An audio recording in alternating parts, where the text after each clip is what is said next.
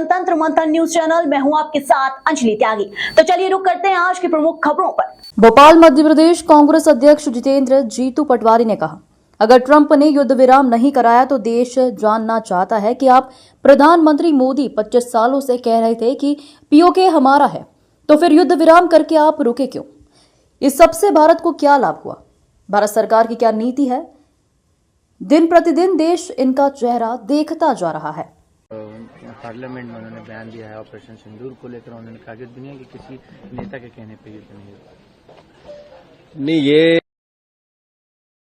संसद में बोले हो तो उनकी एक जिम्मेवारी थी कि अगर 29 बार ट्रंप ने ये बार बार कहा कि मैंने नरेंद्र मोदी जी को कहा था, तो या तो मोदी जी सच है, तो जो राहुल जी ने सवाल उठाया था कि छाती ठोक के बोलो कि झूठ बोल रहा है ट्रंप, तो वो करना था उनने।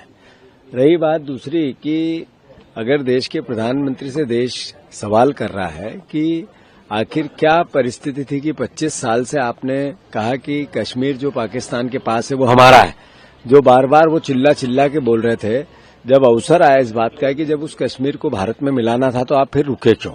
अगर ट्रंप ने नहीं कहा, आपने निर्णय लिया, तो फिर 25 साल से जो आप बोल रहे थे कि कश्मीर हमारा है, फिर उससे आपने बैकअप क्यों किया? ये भी देश जानना चाहता है। और फिर दूसरी बात, जो राहुल गांधी ने मूल प्रश्न उठाया कि ये पूरी जो एक्सरसाइज हुई क्यों थी, इससे भारत को लाभ क्या हुआ, और क्या अगली बार इसी तरह के किसी प्रकार के टेररिस्ट अटैक हो गए तो क्या पाकिस्तान पे हमला करेंगे क्या?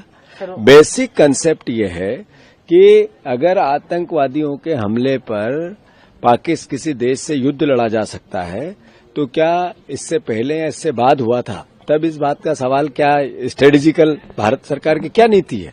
ये कुछ बेसिक सवाल है जो भारतवर्ष के सामने, देश की जनता के सामने, सरकार के सामने राहुल गांधी जी ने उठाए हैं।